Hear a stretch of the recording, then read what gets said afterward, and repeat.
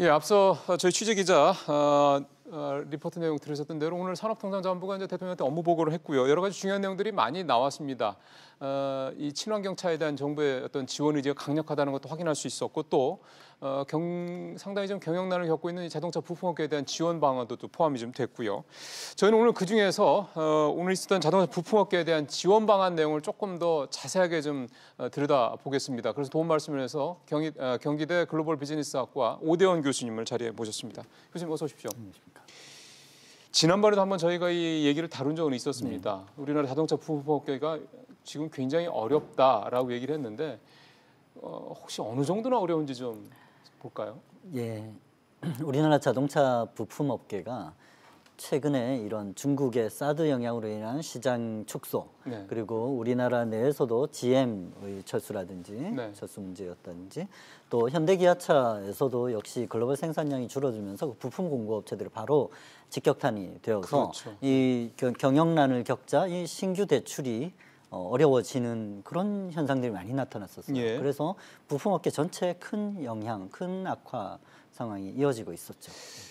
대출 얘기하시니까 그래서 뭐 금융당국에서도 이제 자동차 업체들의 부품업체들에 대한 대출 회수 이런 부분에 대해서 좀 하지 말라 그 단속에 나서기로 했다는 얘기까지는 저희가 전해드린 바가 있긴 합니다만은 근데 뭐 그것도 그겁니다만 중요한 거는 부품업체들이 지금 당장 생존의 위기를 느끼고 있다 이 점이니까요. 그래서 오늘 정부의 지원책을 내려보면은 3조 5천억 원의 유동성을 지원하겠다 이 내용이 일단 가장 눈에 띄더군요. 어떻게 이거를 해석을 하십니까? 3조 5천억 원의 지원책이라는 걸 자세히 좀 들여다보면 네. 저는 이게 구조조정 성격의 임시방편책이 위주다라고 생각이 됩니다. 구조조정 성격의 임시방편이라고요? 예.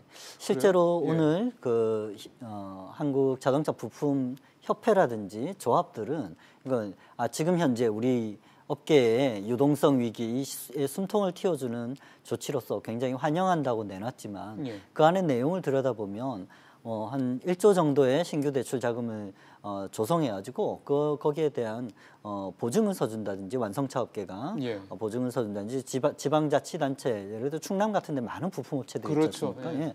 거기서 독자적으로 내놓은 이런 정책들이 합쳐서 자금 지원에 어떤 숨통을 틔워준다는 것이지 실제로는 그 안에 내용을 들어보면서 한국 GM의 부품 업체들에 줬던 대출을 만기 연장해 준다든지 보증을 연장해 준다. 뭐 이런 내용들이 주로이고 여기에서 구조조정이 되어야 할 기업들에 대해서 경착륙으로 이어지는 것에 대해 우리 연착륙으로 끌고 가면서 살아남을 기업들을 추리겠다라고 하는 자금 성격을 보이는 것 같습니다. 그러면은 지금 그 말씀은 우리 자동차 업계가 지금 그 현재 전반적인 글로벌 자동차 상황을 보더라도 구조조정이 불가피한 상황이고 그럼 이렇게 유동성을 지원을 해서 이들 부품업체들이 비교적 좀 연착륙을 할 수 있게, 그러니까 폐업을 하든 다른 업체로 전환을 하든 뭐 이런 걸 할 때 좀 더 그 충격을 최소화하다 이 말씀이신 거잖아요. 예, 글로벌 자동차 산업의 트렌드 변화를 거스를 수는 없는 입장인데 예. 우리나라 부품업체들에 대한 위기는 이미 닥쳐온 상황이고 이미 규모가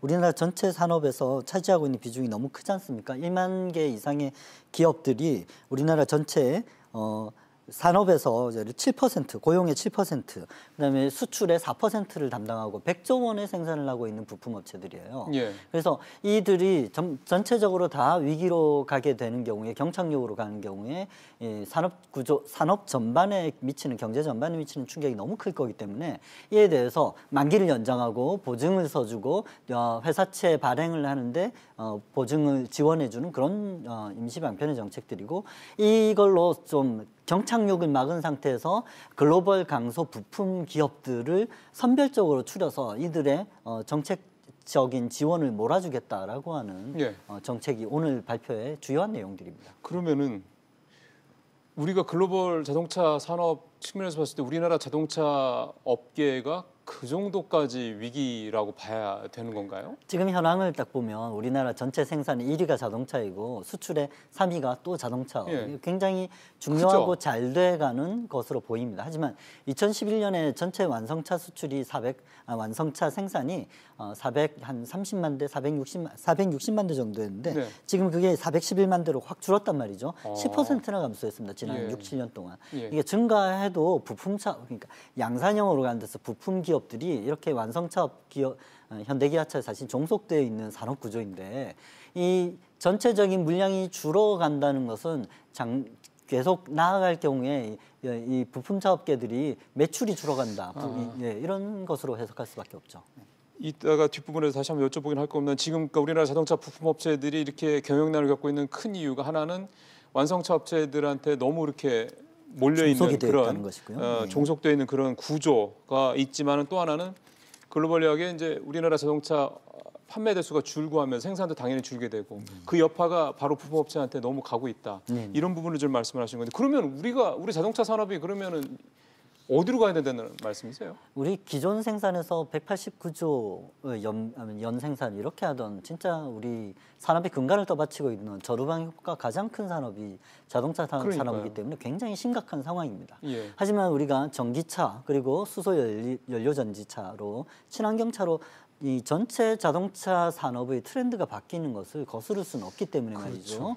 여기에 연료 계통 그리고 엔진 계통에 들어가는 부품 업체들은 앞으로 그 연료와 엔진이 완전히 바뀌기 때문에 사실 전과 같이 굴러다니는 자동차이지만 그 같은 제조업이 아니라는 거죠. 그러면 이 3,000개 가까이 됩니다. 2,800개 정도, 만여 개의 업체 중에 한 3,000개 가까이 되는 업체들이 이 연료 계통, 엔진 구동 계통인데 이 자동차 부품 업체들은 생존할 수가 없게 되는 것이죠. 그럼 여기에 대한 구조조정 정책이 나와야 되는 것이고 이 업계들이 얼마나 연착륙을 해서 산업 전환을 잘 해나갈 수 있을 것인가에 대한 정책적 배려와 가이드가 있어야 된다는 겁니다.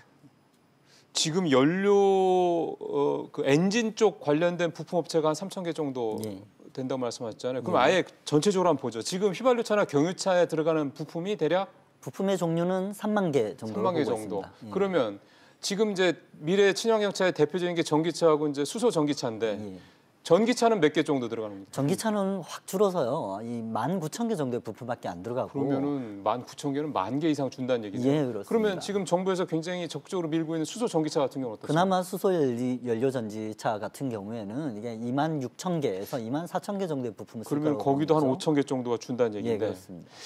그러면 쉽게 생각하면은 3만 개 부품이 들어가는 자동차가 2만 개 정도 들어가는 부품 자동차로 준다 그러면은 10,000개 정도의 부품이 덜 들어가는 거니 그 정도의 그 부품 10,000개 정도를 만드는 부품 업체가 줄어든다 이렇게 이해하면 되는 겁니까? 예, 그렇습니다. 연료와 엔진 트레인, 파워 트레인 쪽에 부품 업체들 종류가 부품 업체가 지금 한 2,880여 개 정도 그러니까요. 되고 이들이 만드는 부품의 종류가 8,000개, 9,000개 이상 되기 때문에 이 부품이 어떻게든 전기는 더 심각하고요. 이게 수소 연료 전지 자동차이든 안 좋은 방향으로 생산이 줄어드는 방향 혹은 그 부품을 납품할 곳이 없어지는 방향으로 3년에서 5년 길게 봐서 10년까지 이상 못 갈 거라는 겁니다. 그러면은 이게 사실은 수출로 풀 수 있는 문제도 분명히 아닌 것 같고요. 예. 왜냐하면 다른 나라도 역시 이제 내연기관, 그러니까 휘발유나 경유차들은 계속 줄 수밖에 없는 구조니까 유럽도 마찬가지고 미국도 마찬가지고. 그러면은 지금 만약에 자동차 부품업계가 100개 정도가 있다 그렇게 산정을 하면 이 중에서 대략 살아남을 수 있는 부품업체는 몇 개 정도라고 보면 될까요? 30% 정도는 사실 30% 정도는 아예 그 부품 자체가 없어지기 때문에 거고. 빨리 이 구조 변화에 적응을 할 수 있는 방안을 내놔야 되고요. 나머지 30%에서 60% 정도는 아주 더 확장된 시장을 만날 수 있거나 아니면 살아남을 수 있거나 이 정도로 보고 있습니다. 그래서 30%는 전장기업이라든지 앞으로 이제 글로벌로 공유 경제, 공유 자동차들이 그 커넥티드 카 시장이라고 하는 것이 열리게 되면 지금까지처럼 현대기아만 납품하는 것이 아니라 글로벌로 납품하게 될 거예요. 그러면 좋죠. 그렇게 해야 생존할 수 있게 될 건데 그런 트렌드에 적응하는 건 30% 정도의 기업 그리고 나머지 30% 정도에서 40% 정도는 그냥 생존할 수 있는 정도의 굉장히 열악합니다. 우리나라 중소부품업체들이. 그러면은 불과 앞으로 한 4, 5년 사이에 현재 부품업체들의 3분의 1 정도는 그대로 그냥 없어질 수도 있다 이런 말씀이 되는 거고요. 자, 그러면은 이제 그런 상황에서 봤을 때 이건 물론 이제 교수님의 이제 개인적인 전망이니까 그런 걸 이제 우리 시청자분들께서 감안하시면서 오늘 나온 정부 대책은 그럼 기본적으로 방향은 적절하다고 보시는 겁니까? 오늘 나온 정부 대책은 좀 너무 수동적이지 않나 싶습니다. 사실 정부로서는 대책을 내놓을 때 망해갈 수밖에 없는 산업 부문에 대한 고려는 연착륙 방향으로 구조조정하는 방향으로 가는 수밖에 없겠죠. 그래서 오늘 내놓은 것은 3조 5천억의 정책 자금을 부품 업체들에 대해서 연장을 해주고 더 신용 공여를 해주면서 R&D 자금이라든지 이런 것에 대한 정책도 내놓았는데 그 신규 시장에 대한 정책적인 그 가이드를 제시하는데 좀 더 방점이 찍혔으면 더 좋았을 거라는 생각이 들고요.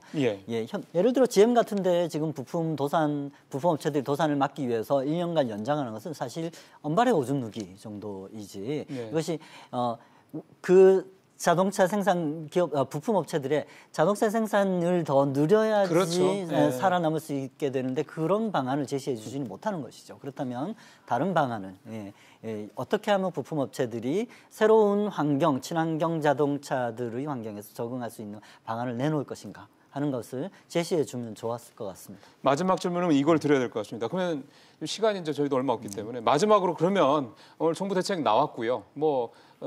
중요한 부분도 있고 조금 미진한 부분도 있고 합니다. 그러면 지금 앞서 말씀하셨던 그런 식으로 좀 미래 친환경차 쪽으로 좀 급격하게 글로벌 시장의 트렌드가 바뀌는 과정에서 우리 부품업체들을 그래도 피해를 최소화하고 최대한 생존을 늘리기 위해서 해야 될 방법이 있다면 어떤 게 좋을까요? 지금 그래서 현대차 같은 경우에서 그 미래 비전을 발표하면서 이제 우리가 공생관계로 가겠다고 하면서 펀딩도 하고 정부에서도 이런 연장 정책도 내주고 했는데 근데 앞으로 산업에서 더 적극적으로 성장할 수 있는 신분야에 대한 R&D 자금의 지원 그리고 산학 연계해가지고 새로운 R&D 기술을 적용해서 살아남을 수 있는 기업으로 전환할 수 있게 하는 그런 방안에 대해서 좀 적극적이고 획기적인 정책을 내놓는 것이 좋을 것 같습니다. 정부도 그렇고 현대기아차 같은 완성차도 마찬가지고 그렇습니다. 완성차 혼자만으로 미래 친환경차로 갈 수 있는 건 아니니까요. 예를 들어 IBM에서 MS로 넘어가고 MS에서 애플 생태계로 넘어가는 과정에서